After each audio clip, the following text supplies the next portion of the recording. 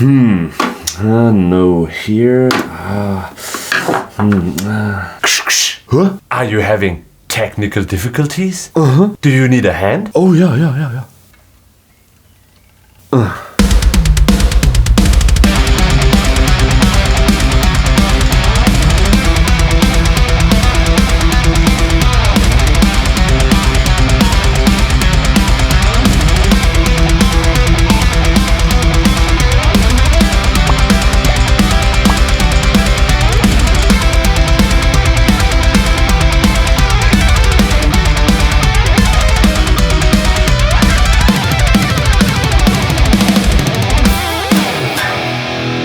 Technical Difficulties by Paul Gilbert / Racer X, a legendary guitar song everybody wants to play but has problems with. And I guess we can all relate to that, as the song requires a highly developed alternate picking technique, if not to say a perfect alternate picking technique. And when playing the song, a lot of players seem to have the experience it is more up to chance whether they are playing a good repetition or not, and that there is a general lack of consistency in their playing. And at the end, this is all rooted in general mistakes within their picking technique. So let's take a look at the two most common mistakes people are facing with their picking technique trying to play this song, and how to actually play it right. Problem number 1. People are playing with a downward pick angle. So what does that mean? A lot of people are playing guitar with a downward rotated wrist. You can see the pick is not parallel to the strings, but has this angle that you get by forward or downward rotating your forearm and wrist.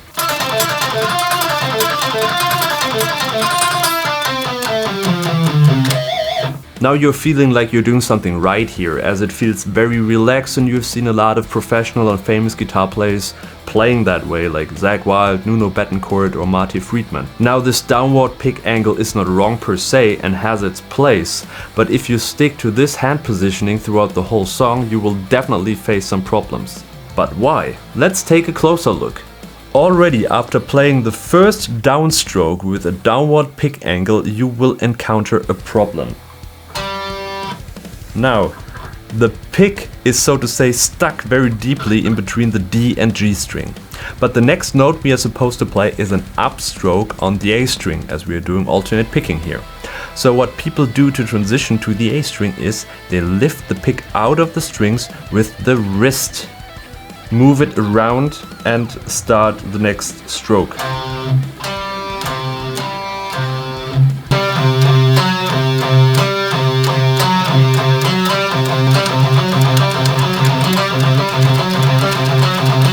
And this motion or picking technique is called string hopping. And this is our problem number 2.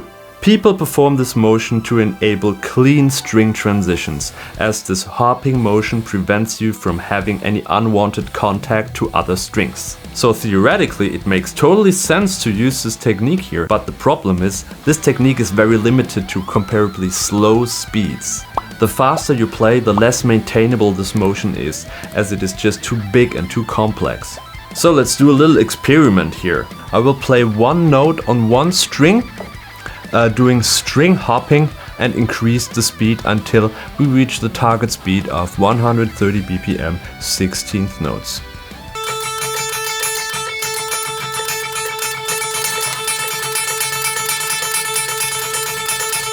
You clearly can see the change in my technique when I start to play faster. My hand automatically switches to a linear picking motion, as the hopping motion basically holds me back from increasing the speed. And this is also the case for technical difficulties.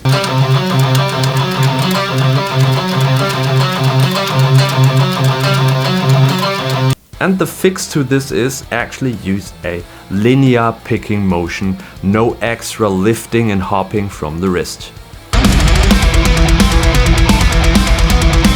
And this now leads us to the important fundamental technical aspect that we have to apply here if we want to be able to play this song. And the concept I'm talking about here is pick slanting. Pick slanting basically is the application of different pick angles via forearm rotation in order to transition between strings during fast alternate picking.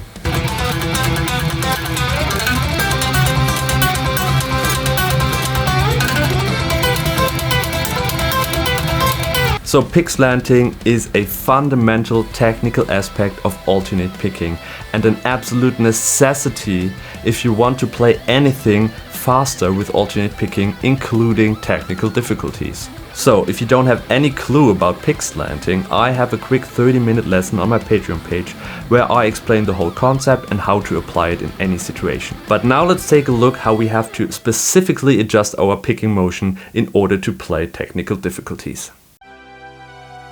Now, the song's main riff can be subdivided into 3 different picking patterns, and the first one starts with a downstroke on the D string and continues with an up and downstroke on the A string. Now, how do we perform this string transition with pick slanting? You need to start your first downstroke with an upward pick slant or upward pick angle, so the opposite of your downward angle, by rotating your forearm in or up. And like this, your pick now goes up and above the other strings as you have created a so-called string escape motion.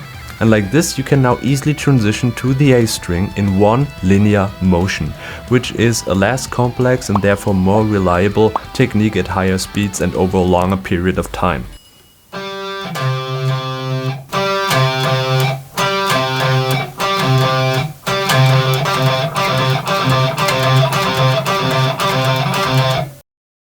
The second picking pattern is basically the opposite, as now we start with an upstroke on the D string and continue with a down and upstroke on the A string.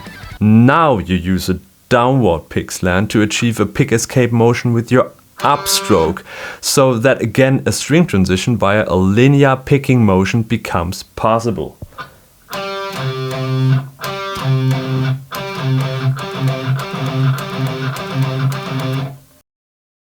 And now for the last pattern, the last 4 notes of the 16-note sequence. We play 4 notes, down, up, and use a downward pick slant or downward pick angle again, as we now need to achieve a pick escape motion via the upstroke right before the string transition. So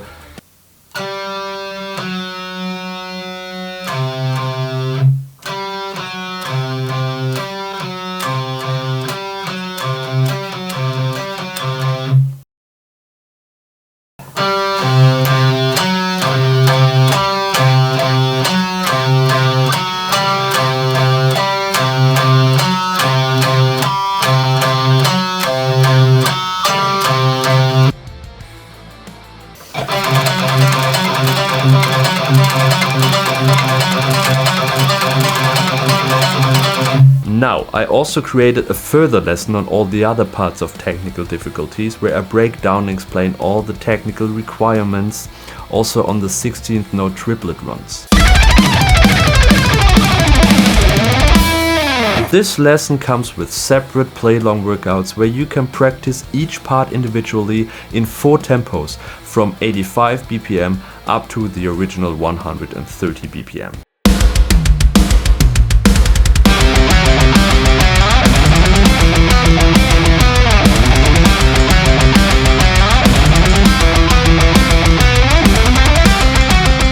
This also includes downloadable tabs and backing tracks and me playing along, giving further side notes and technical tips for each part. So check it out and see you in my next video.